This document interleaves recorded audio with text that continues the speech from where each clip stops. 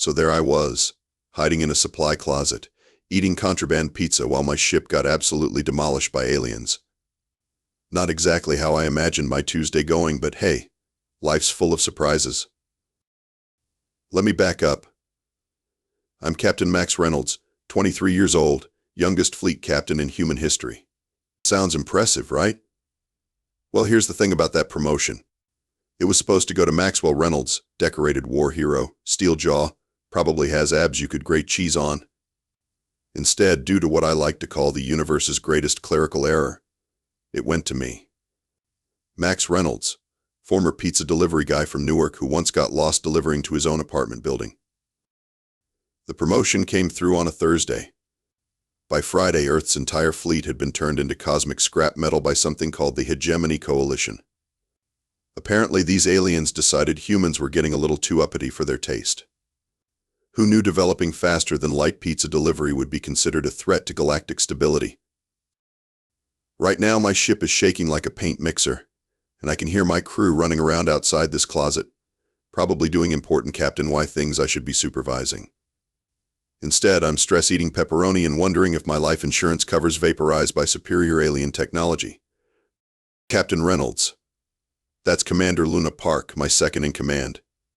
Luna's what you'd call competent, which makes exactly one of us. She's got this annoying habit of expecting me to know what I'm doing. I open the closet door, still chewing. Yes, Commander? She stares at the pizza box. Sir, we're under attack by 3 different alien species. Our shields are at 12%. And you're eating pizza. Stress eating, I correct her. It's totally different. Also, want a slice? It's still warm. Luna looks like she's reconsidering her career choices. Again. My crew's an interesting bunch. There's Chief Engineer Brick Thompson, who talks to our ship's computer like it's his grandmother, and somehow keeps this rust bucket flying through pure mechanical empathy. Then there's Dr. Patch Morrison, our medic, who's seen enough combat to make a therapist need therapy. Captain, Brick's voice crackles over the intercom. I've got good news and bad news. Good news is, I convinced the engines to keep running by promising them a nice oil change when this is over. Bad news is, they don't believe me. And the shields? I ask. Well, they're more like suggestions at this point. Perfect. Just perfect. 20 minutes later, the shooting stops. Not because we won, but because my communications officer managed to patch through a call from Fleet Admiral Torres. You know, the guy who's supposed to be leading humanity's glorious resistance from his command ship. Reynolds, Torres's gruff voice fills the bridge. I've got some news. Let me guess, I say, we're all doomed? Close. We're mostly doomed. Your ship is literally the last functioning human vessel in the galaxy. I nearly choke on my pizza. Come again? The USS Cafeteria is humanity's last hope. Yes, my ship is actually called the USS Cafeteria. I didn't name it, but I've grown fond of it. It's got character. Unlike those pretentious ships with names like Vengeance or Destroyer of Worlds. Torres continues, the Hegemony Coalition is giving us 24 hours to surrender. After that, they're planning to turn Earth into a parking lot. Who exactly are these guys? I ask. 3 species. The Cerebrans are the smart ones. Giant brains in jars who think emotions are a design flaw. The Thrakari are warriors who consider table manners a sign of weakness.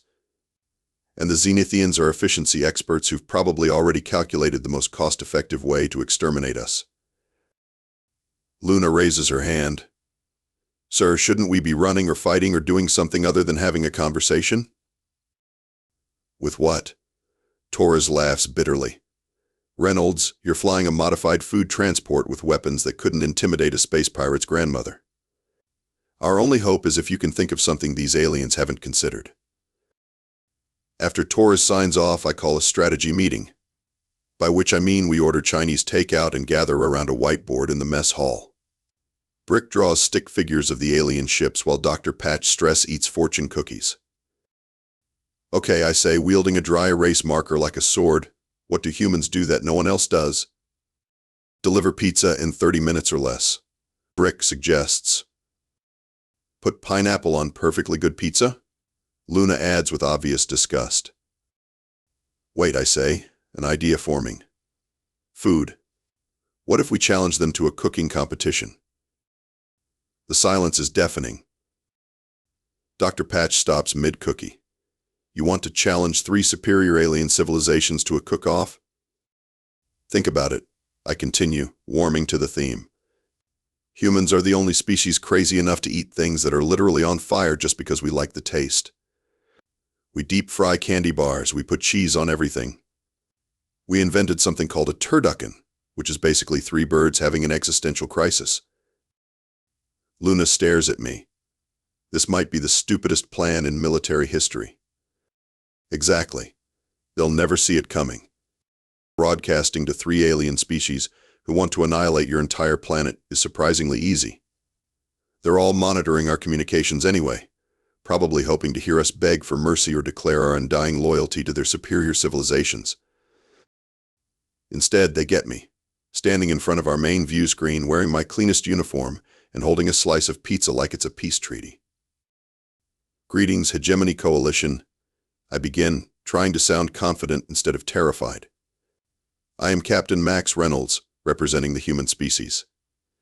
We've heard your terms for surrender, and frankly, we're not impressed. I can practically hear Luna hyperventilating behind me.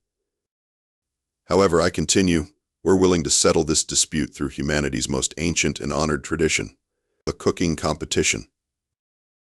The response is immediate. 3 different alien faces appear on split screens. The cerebran looks like a floating brain with eyes, which is exactly as unsettling as it sounds. The Thrakari resembles a cross between a Viking and a velociraptor. The Zenithian is perfectly geometric, like someone designed a person using only rulers and protractors. Cooking? The cerebran asks, its voice like a computer having an existential crisis. You wish to resolve military conflict through food preparation?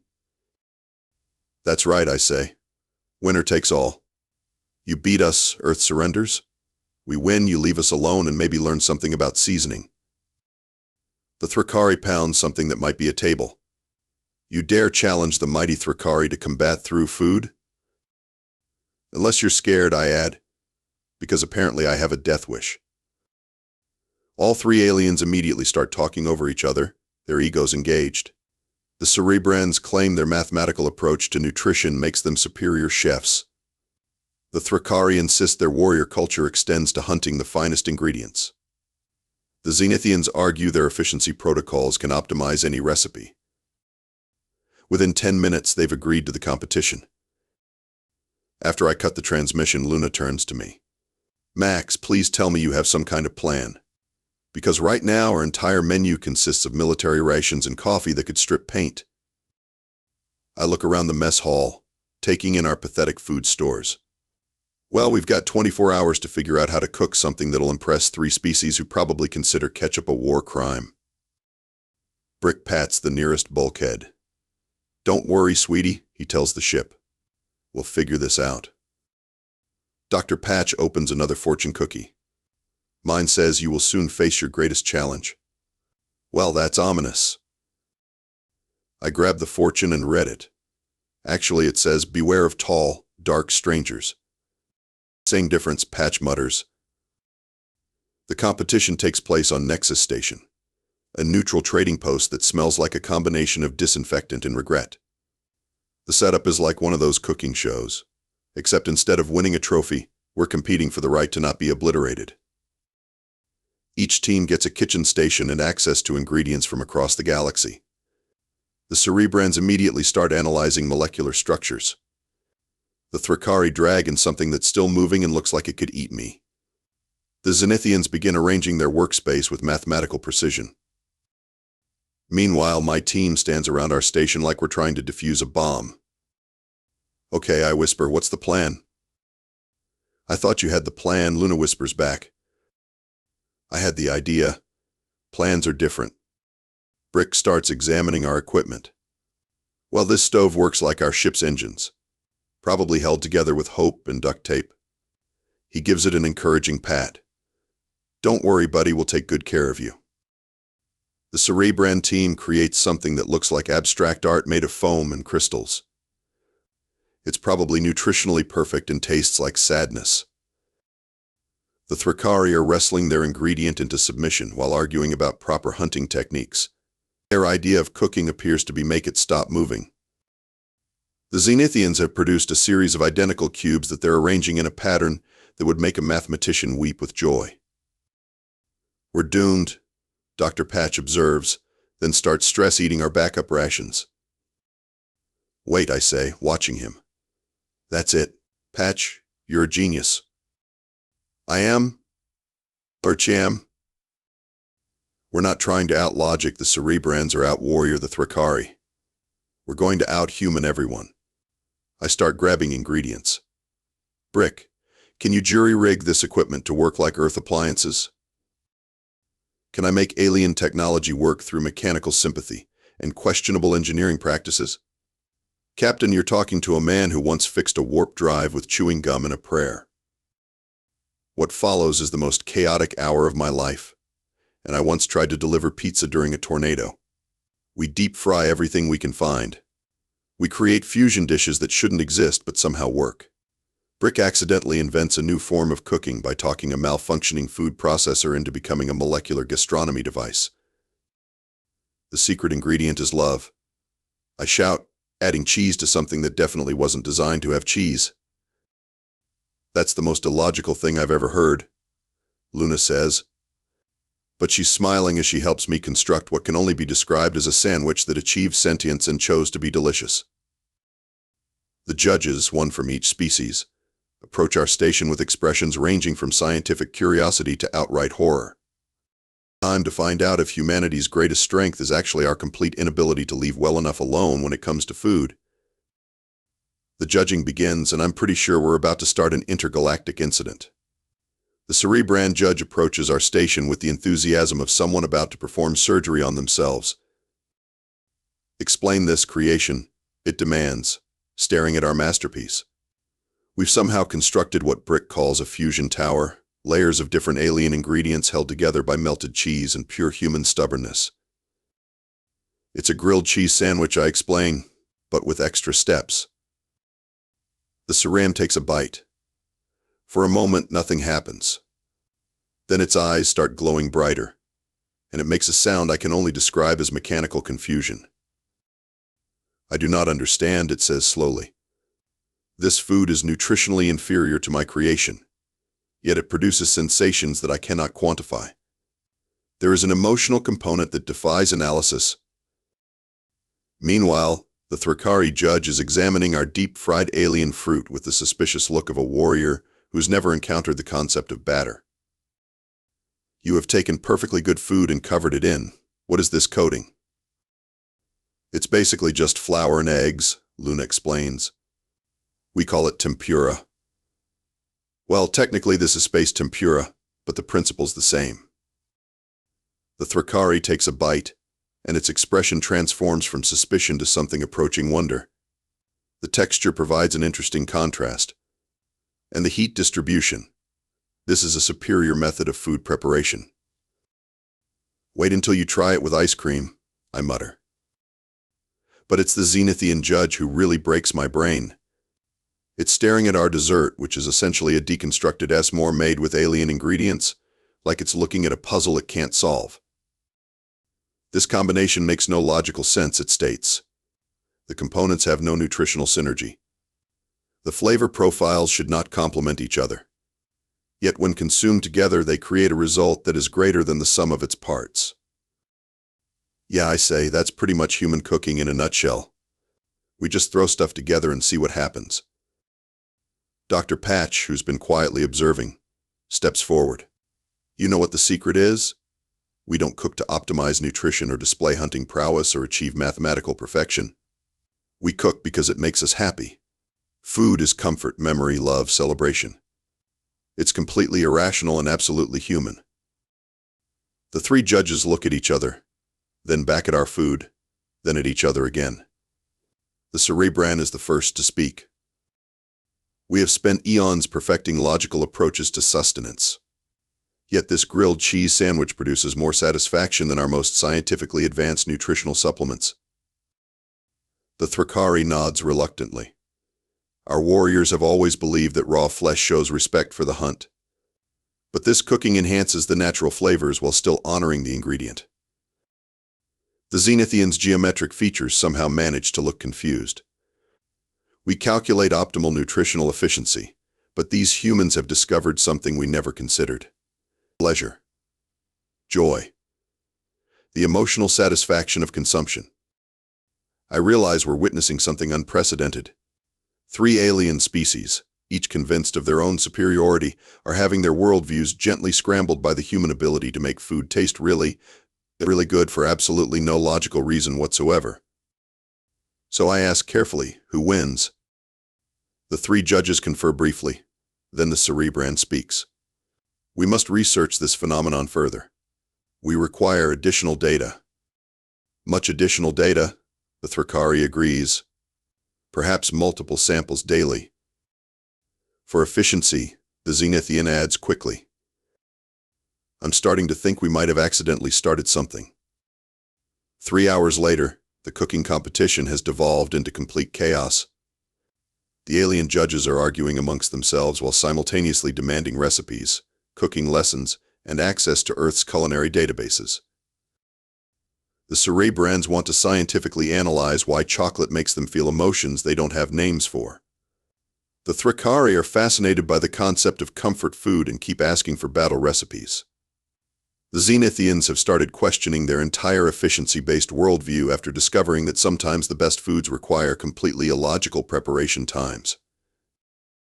This is unprecedented, the Cerebrand judge declares, holding what appears to be its 3rd helping of our improvised alien mac and cheese. Food is emotional experience rather than mere sustenance. We must study this phenomenon immediately. Our warriors will learn these cooking techniques, the Thrakari announces. A properly fed army is a victorious army, and this seasoning concept has revolutionary applications. The Zenithian is frantically taking notes. We must recalculate all our nutritional protocols. Efficiency means nothing if the end user experiences dissatisfaction with optimal nutrition cubes. Then they start arguing about pizza toppings. I kid you not. 3 superior alien civilizations that were ready to exterminate humanity an hour ago are now in a heated debate about whether pineapple belongs on pizza. The Cerebrands claim it's mathematically sound due to the sweet-savory balance. The Thrakari insist that fruit is for prey animals. The Zenithians argue that it creates an optimal flavor distribution pattern. This is insane, Luna whispers to me. This is beautiful, I correct her. Fleet Admiral Torres contacts us an hour later, probably expecting to receive our final transmission before Earth gets turned into space debris. Reynolds, what's your status? We're reading massive coalition fleet movements, but they're not heading toward Earth. Actually, sir, I think we won. Won what? The right to die gloriously in battle? No, sir, we won the war. The Hegemony Coalition is dissolving because they can't agree on pizza toppings. There's a long pause. Reynolds, did you just tell me that you saved humanity through Italian cuisine? Well, technically it was more of a fusion approach, but yes, sir, that's the basic idea. 6 months later, I'm sitting in my new office on Earth.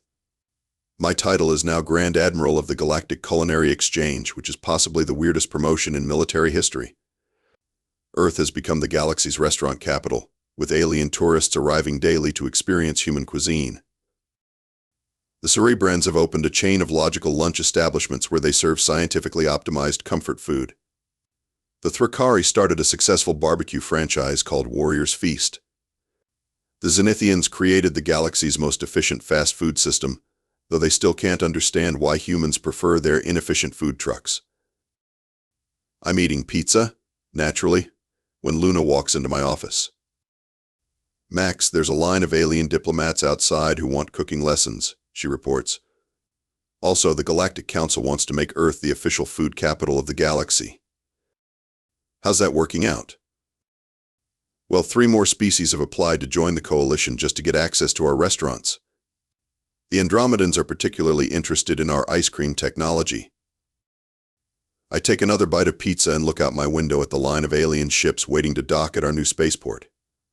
Who would have thought that humanity's greatest contribution to galactic civilization wouldn't be our technology, our art, or our philosophy, but our complete inability to leave food alone until it tastes exactly the way we want it? You know what the best part is? I tell Luna, "What's that?" "We conquered the galaxy through snacks. That has to be some kind of record." She shakes her head, but she's smiling. Only humans would accidentally start a galactic empire by making aliens fat and happy. Outside my window, the Serene delegation is taking notes while a human chef explains the proper technique for grilling burgers. A group of Thrakari warriors is learning to make sushi, which they've declared the most honorable way to prepare fish. 3 Zenithian efficiency experts are trying to calculate the optimal cheese to macaroni ratio. It's beautiful, really. We didn't conquer the galaxy through superior firepower or advanced technology.